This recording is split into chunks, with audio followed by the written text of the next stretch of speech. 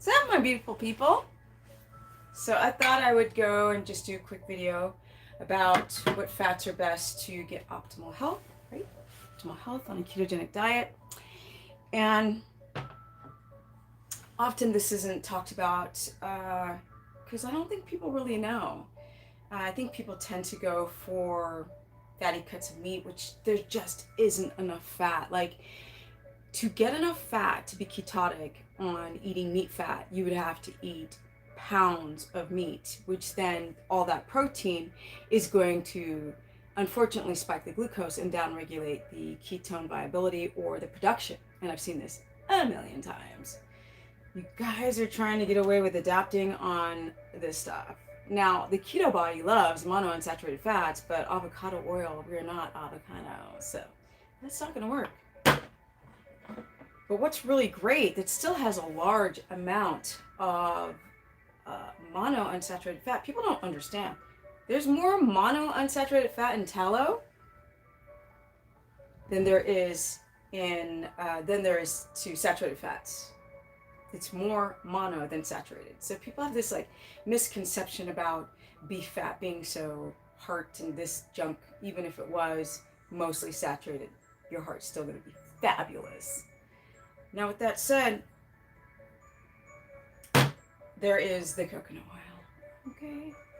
People have this obsession with using MCTs or pure MCT. Now, I don't have it here in my pile because I don't use MCT anymore. I used to in old videos because I was just jumping on the bandwagon, sort of mimicking what I heard. I tried it, it gave me a boost of energy, but it really didn't stop my crashing. It really didn't stabilize my blood sugar. And then when I started seeing the same thing with my clients, I was like, okay, this doesn't work. It might indicate ketones in the blood, but when that blood sugar is high, you guys, ketones are unviable, and it doesn't really take them in the ketogenic range that it does with animal fats. So coconut oil is really great for the brain. MCTs, medium chain triglycerides, which are small in particle size that can get into the bloodstream without having to use bile salts from the gallbladder, which is why people pound down the coconut oil thinking that they feel better when really it's because they might have sludge or stones, which I explained to you guys before. You have to learn how to dissolve the stones. It doesn't matter, your whole biliary tract, the liver, kidney, and gallbladder, you've got to thin them out, you've got to dissolve them, and then you got to flush them out. And there's a whole thing about to do. And I think I'm going to go live on Wednesday and talk about that more in depth. Now, butter is fabulous, right? Butter's amazing. Butter, I love butter, but unfortunately, for those who have histamine intolerance, they can't do butter. Because just even the small amounts of the protein left in the fat, because this is mostly fat, not the protein, makes a lot of people react. And then they try ghee, and then they still react. Now, some don't. Some people can do clarified butter, which is ghee, just cooked. And some of these impurities in their bodies, in terms of the proteins, are lessened, and they do better on ghee, but some can't do any of it. Now, I can. And I've definitely had my bouts of leaky gut and histamine intolerance. Now, with that said, I also love butter just because if I had to choose the best one, it would be butter. Because it's going to have all the fat soluble vitamins and a good amount of CLAs in it and omega-3s in it. And it's going to have a really good source of vitamin E in it. These things are really important for your immune system.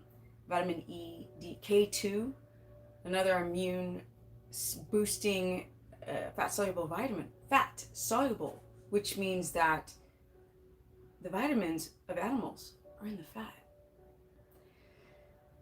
This is what produces ketones. My phone's about to run out of battery, so I just want to tell you guys, animal fat's where it's at. Don't go under 12 tablespoons of fat added to your plate. I don't care if you do keto or keto carnivore, it doesn't matter.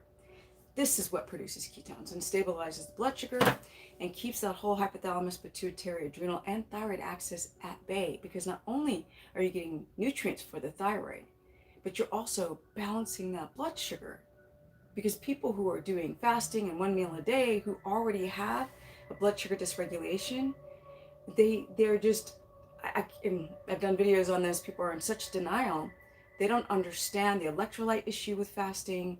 They don't understand the depletion or the inability to get in enough nutrients or fat to even make the ketones. Because if that blood sugar is high, you're not adapting. That's why people should use a glucometer.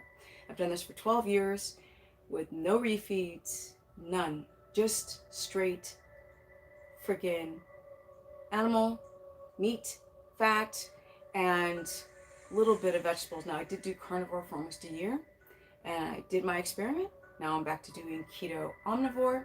That's where I stand. Seasonally, because I love this concept of seasonal eating. But I think carnivore is amazing when you have a super bad gut inflammation or my battery's gonna die. I also have a Facebook page. It's Stephanie Ketogenic. My